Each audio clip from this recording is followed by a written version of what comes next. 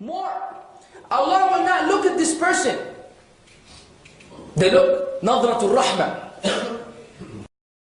Bukhari Muslim of Abu Hurairah رضي الله عنه وأرضاه قال رسول الله صلى الله عليه وسلم لا ينظر الله إلى رجل يجر إزاره بطرا. Allah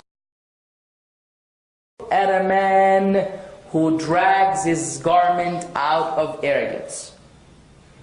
And I remind the Muslim youth all over the world, when they get to hear this, Ya akhi, these Western clothes are very often incompatible with Islam. And I'm going to give you something which you can relate to. Okay?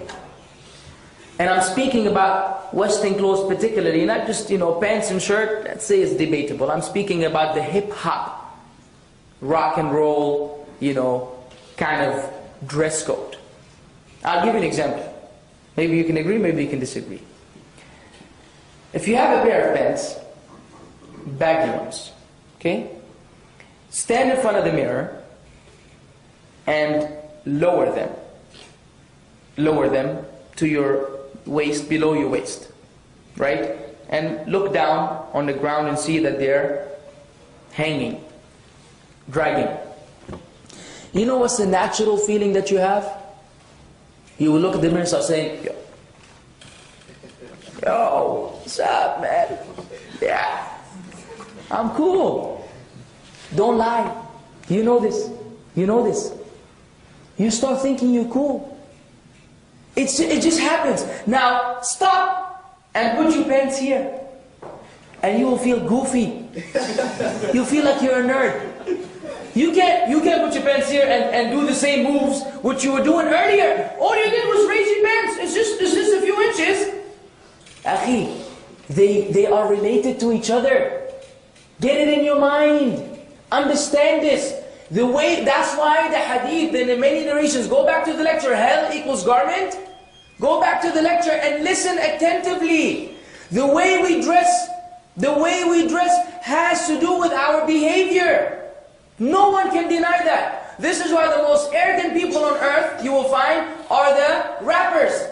50 halalas or 50 cents or whatever his name is. And his likes. These are the wildest creatures on earth. So arrogant, it's not even funny. And why? Because you look at his pants. If he were to put his pants on his chest, like my mother used to do to me when I was little, I used to feel ridiculous. I don't even want to speak in the street. And my mom would force me. She was tough with these things. She put the belt right there and tightened the belt right here. I would walk in the street, I just want the earth to swallow me. Why? I'm just embarrassed to even speak to my friends. And then when I grew up and became super deviant and started wearing like the other guys, I started, run my mouth in the street. And then now I look back and say, listen man, I think this is very much related to the way I dressed. So a thawb or the Pakistani Indian kind of outfit, qameez, sirwal, that kind of keeps you in check, believe it or not. It keeps you in check, unless you go overboard with that. Once you start wearing these super cool clothes, man, you will suffer. It may affect our hearts. It may affect our hearts. Usually it does, because there's a relation between the outwardly and the inwardly, the external and the internal. So pay attention to that. Find pride in Islam. Find pride in the Islamic appearance, the Islamic dress code. This is what we find pride in. Nothing else, no one else whatsoever. Until we reach this point, the condition of the Muslims is not going to change much. In terms of us being revived as an ummah, us leading the way, us taking back our honor from the disbelievers, it's not going to happen while the Muslims themselves are fascinated with the non-Muslims. We need to start with ourselves. So the shabab, life is not worth it.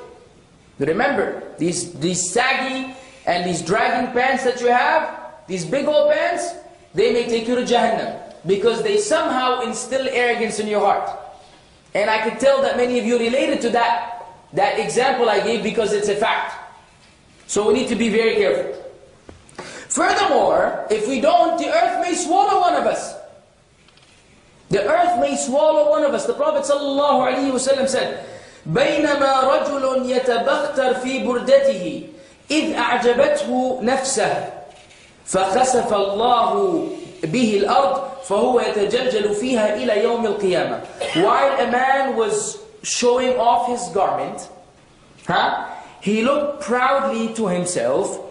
All of a sudden, Allah crumbled the earth underneath him, and he is still dropping with struggle through it until the day of resurrection. Allah may make the earth open up and swallow some of these people who walk on earth.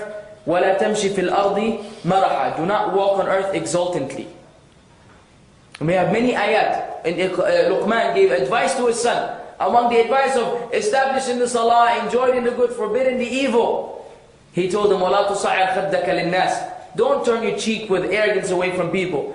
وَلَا تَمْشِ فِي الْأَرْضِ مَرَحًا. إِنَّ اللَّهَ لَا يُحِبُّ كُلَّ مُخْتَالٍ فَخُورٍ. And don't walk on earth exultantly. Allah does not love every boastful, arrogant person. So this was from the advice of Luqman to his son. The earth may swallow someone.